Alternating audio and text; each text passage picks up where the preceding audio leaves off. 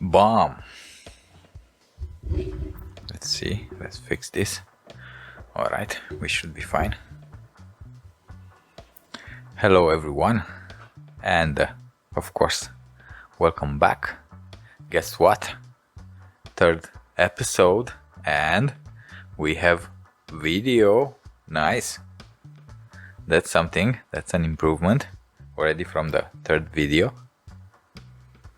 Cool. So, hello everyone. My name is Cosmin. Of course, for those of you who don't know me, which is the majority for sure. Welcome back. For the ones who have already tuned in on the previous episodes. And I'm just gonna dive into it directly and announce the topic of this video, which of course I think you figured it out from the title. It's about a very interesting read that I did recently. It's very strange read, and well, without any more introduction, the Book of Enoch. Bam. Silence. Now, I've seen a lot of videos regarding this topic, and it has always kind of like fascinated me. And recently, I've decided to actually see if I can read the book, find the book. So I did some very shallow digging online about it. I mean, and I say shallow because literally find it so easy. You just write on the YouTube search bar Book of Enoch audiobook, and there you go. You have it for free to listen to. And well, let me tell you, this book is something. It's definitely something. First of all, this Book of Enoch is considered to be, or it definitely was a chapter in the Bible. It still is a chapter, portion of the Bible in the Ethiopian Orthodox Church. It's a part of the Bible, and once you read it, and of course once you get to learn stuff about it, you realize how this actually it feels like, it feels like a part of the Bible. Only it's like it's a piece of the Bible that it's not recognized as a legitimate piece of the Bible by the modern church, and it's not in the version of the King James Bible, the version that we have today. It's not included there because it's not canonized. It's decanonized. It's been taken out. And the main reason that it has been taken out, it's because, well, the book it's about this guy Enoch. And this guy Enoch is approached by archangels. You know, Michael, Gabriel, Uriel, and the archangels. There are 4. I don't remember the other name. I don't know. And he's taken and he's given a tour of heaven. And this is considered blasphemy, because you cannot be a living being and go to heaven, let alone come back and tell about your experience visiting the heavenly realm. This is considered impure. So it's dumped, it's like, no, what, this doesn't meet the current dogma, let's just take it out. There are actually more books which should be there, belong to the Bible. The Ethiopian Orthodox Church considers their Bible to be the Bible, and it has more chapters, including something like the Lesser Genesis and things like this. Anyway, the Book of Enoch happens, I think, on the 7th generation after Adam and Eve. Enoch is the grandfather of Noah. And by the way, of course, spoiler alert, because I'm gonna, if you want to just go and read the book, you should just go and read it right now and just come back to the video after, because I'm literally gonna give you, a very detailed summarize of this book, in case you don't want to read it, or you just want to know a little more about what this book is. So anyway, Enoch, this guy, is the grandfather of Noah.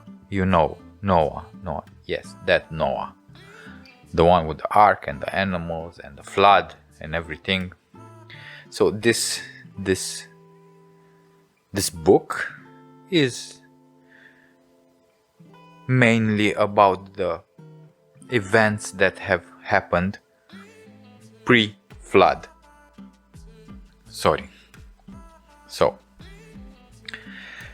And the most intriguing part of the whole book is about this race of angels called the Watchers, which have been placed upon earth by God, and they are, I believe, 200 of them, the specific number, and like 10 of them are like the heads over the legions. They are angels, and they have been placed upon humanity down on earth in order to watch, I guess, and oversee the development of the human species, race. I don't know how, doesn't matter. So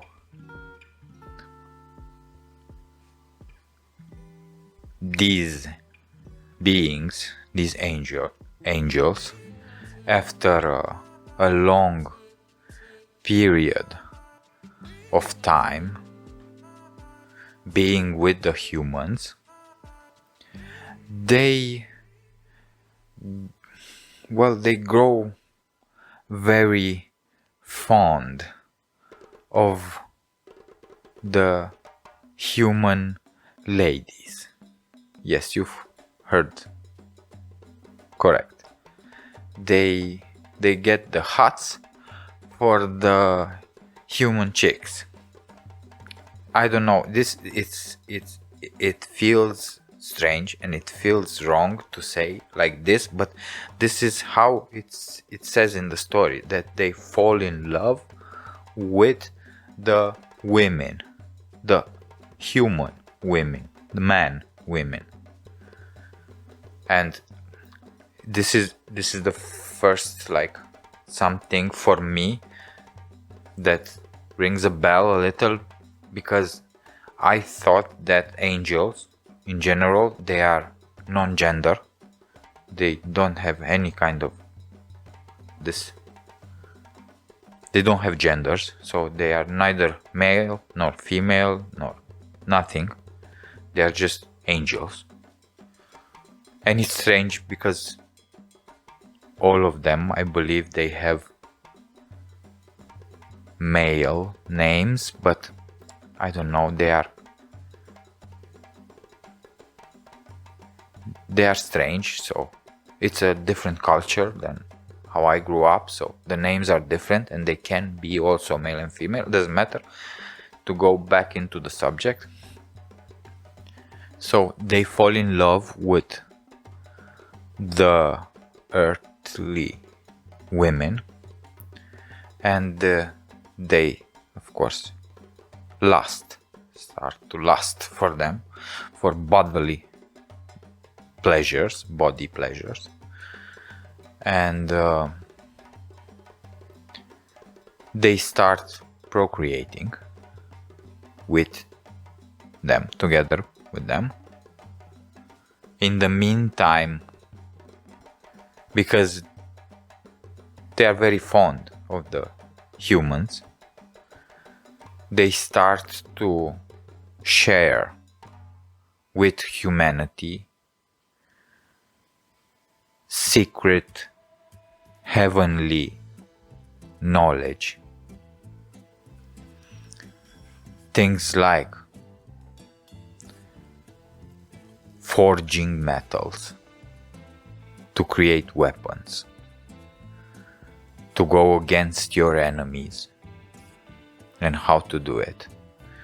They teach women and men how to use herbs and plants and all kinds of tints and colors and metals, special metals, in ways that they can improve aesthetically and mostly cosmetically their appearance, which apparently creates problems. They teach them secrets of the heavenly objects like stars and planets and luminaries, as they call them, in the skies, and basically teach them astrology. They teach them all kind of mystical arts like witchcraft and all the branches that come out of that. So basically they give them a lot of knowledge which they are not supposed to be in possession of. And because it's not meant to be wielded or handled by humans, but by higher beings. And in doing so, we are getting corrupted from generation to generation to generation to generation. to what we are today, and we know all of these branches of society. Of, well, the hidden behind the obscure arts which they are present today, and they are done in the shadows anyway. So they teach them these things, and in this same time they are also procreating, and the women, they fall pregnant and they give birth, and pay attention to this part, to a new race, a combination between a heavenly being and a human. This is very common in various myths and legends and religious texts.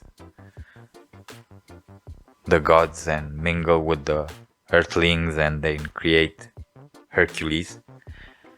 Anyway, and this new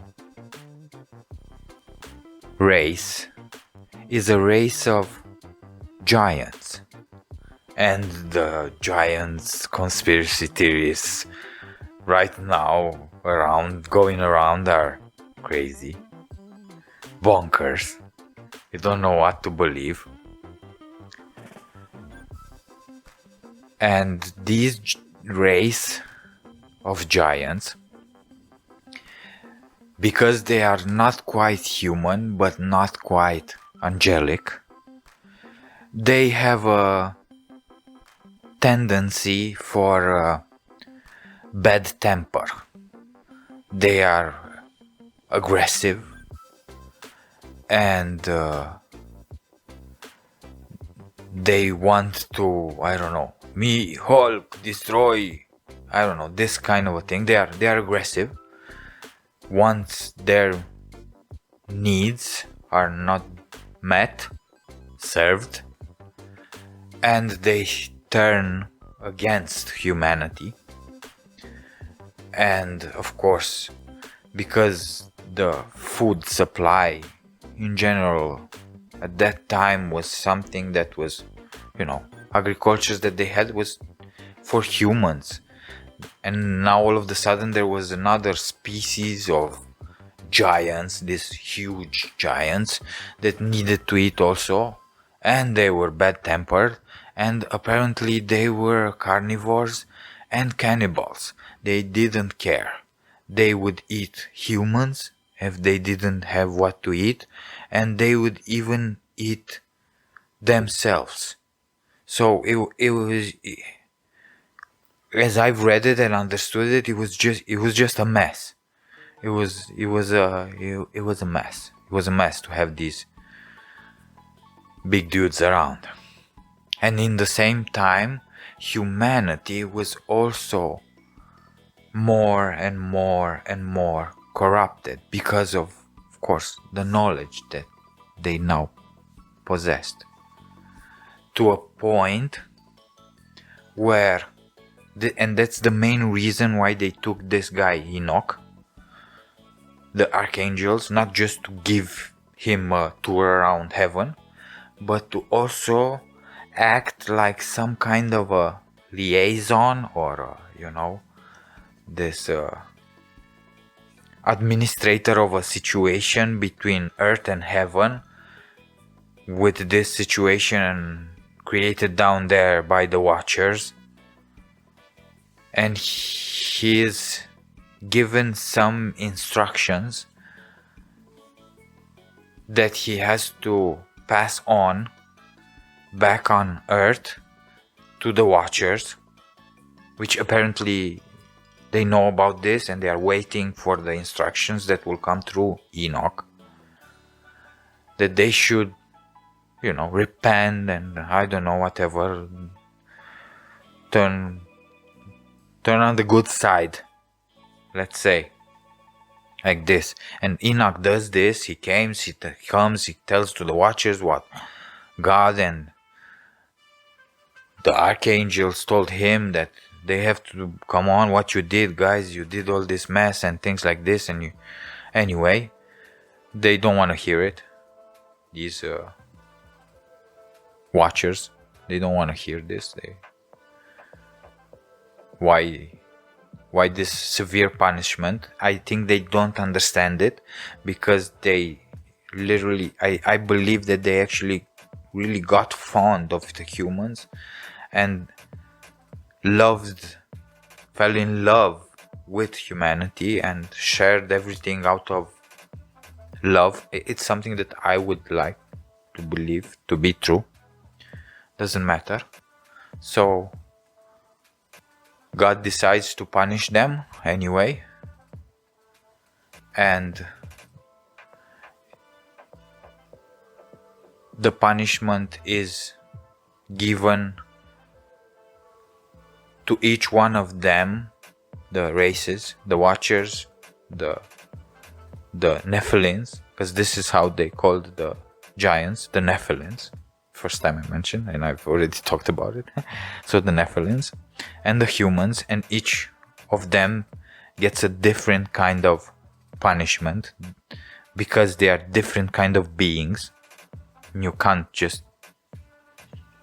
kill supposedly any kind of being. For example, you can't kill the angels, the Watchers that have been sent upon earth. So instead of killing them, God decided to imprison them and bond their hand and leg and cast them into the depths of the earth in the darkness, where he would cover their face so they cannot see upon the earth from the darkness corners of the abysses of the earth where they are. So they are bound there by the leg, the hand, and their face is covered forever, or at least until final judgment will come, and from then on God will continue his punishment upon them in a heavenly manner.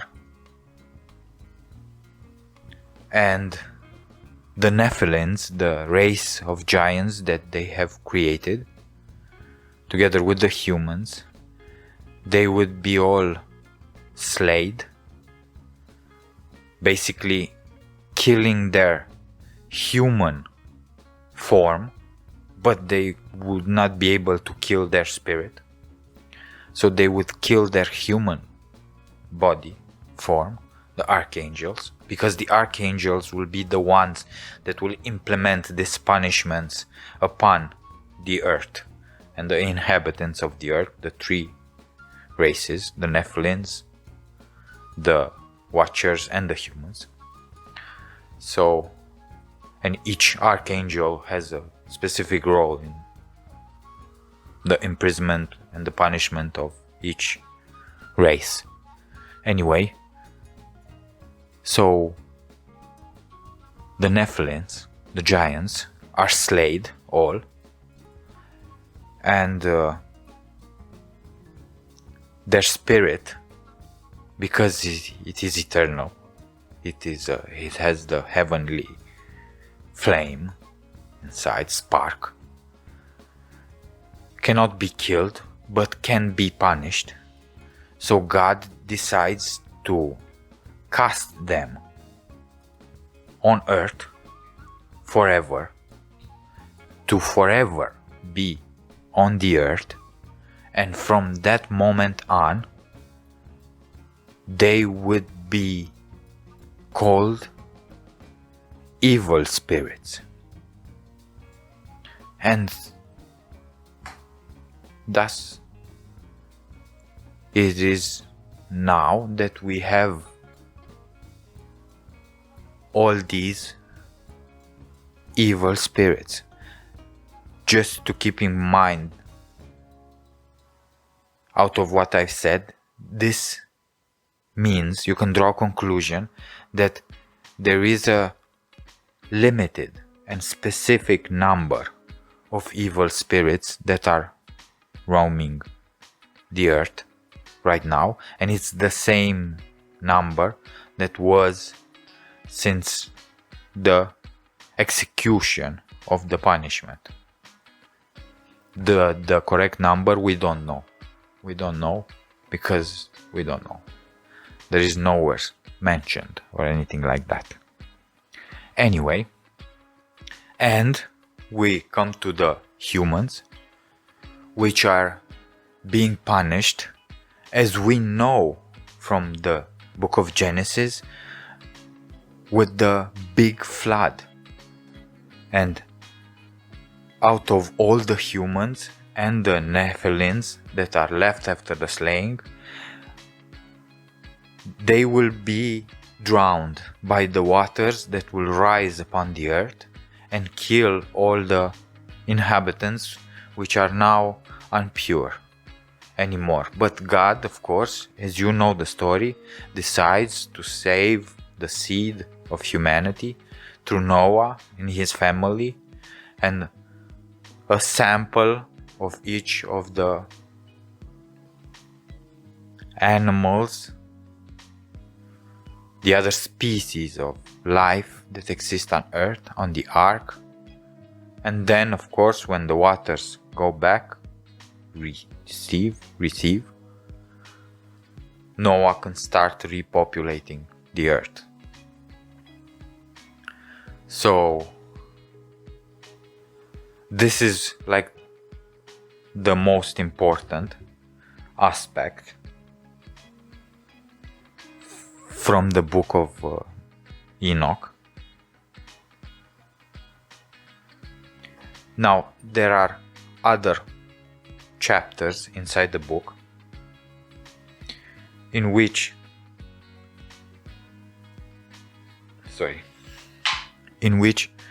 it is presented to Enoch the way that the luminaries, they call them, the stars and planets and moons and everything in the night sky, in the sky, how do they function? How do they appear, come back? Why do they shine a light?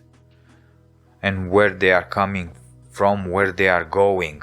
And I've heard this on the internet, people saying that in the Book of Enoch, it's written that there, when they discovered it, the Book of Enoch, it's written that,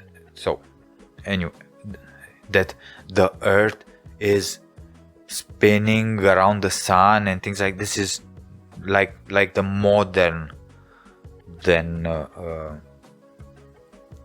example, the modern dogma of the belief that we are spinning around the cosmological model of the solar system, which is not true. It's not true. It's not saying this there. They're saying that the sun, the moon, and the stars, they all come in the night sky, and he's using the cardinal points from, like east, west, north, south, all of these cardinal points. They have some portals in the sky, and each one of these luminaries is coming through the first portal, second portal. These portals are always there and they are always open, and the luminaries and the moon and the sun, and they all come through the portal when they rise, and they go through the sky, and then when they set, they go inside the portal again. They are portals, and this is how it is described there. It says that how many days the year has. It explains the seasons. It explains the phases of the moon. Everything.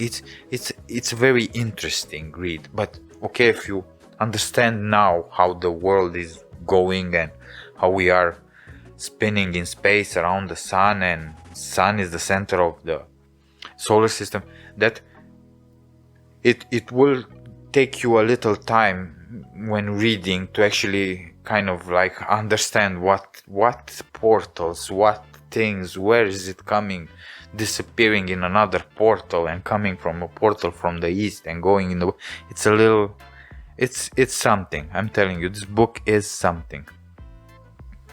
Anyway, there is another chapter in the book also in which it's like a stories, parables or something like this, when it's about the end of times, the judgment days. It is presented for the first time, I think, the concept of the Son of Man, or a Messiah figure that is going to come upon the earth and bring the final judgment.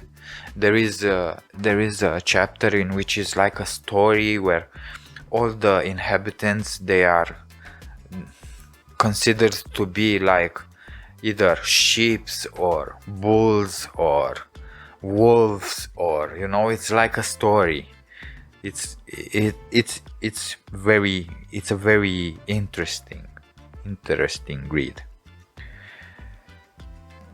So, and the final, it ends with just a bunch of prophecies and things like this that needs to still happen before the end of days, before the end of times, when the Son of Man will come and he will be the tool through which the final judgment is being imposed upon not only humanity but every living thing. So I don't know, there you go. I hope you enjoyed it and that you liked this video. This is definitely mind-boggling, considering that this book was discovered in Ethiopia, I think. Yes, it was discovered in Ethiopia in 1773 by a guy named James Bruce.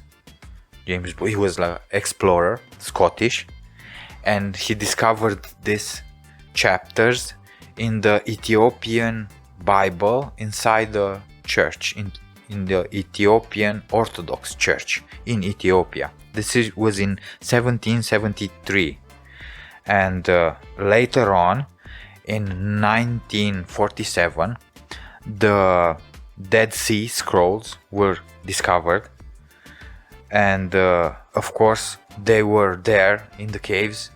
They were copies of the Book of Enoch, multiple copies, and not only of this but also other chapters of the Bible which are decanonized. They are not canonized, they are not considered to be holy, they are just, this is something else, but once you read them you clearly see how connected they are, and how, I don't know, for me it looks like they are a part of the Bible and they should be there, because it's talking, it goes correctly in the lineage, everything. I'm not here to make anyone think or believe anything. I want you to think for yourself, pick up the book for yourself or the audiobook, listen to it, read it, and make up your own mind about it. It's definitely thought-provoking. So, anyway, I hope you enjoyed this episode. And if you did so, of course, please like, share, subscribe, comment, all that jazz. It helps a lot, especially now in the beginning. And I'm still trying this with a hype. Please hype. There's a new feature button there which says hype the video. And hype the video. So until next time, take care.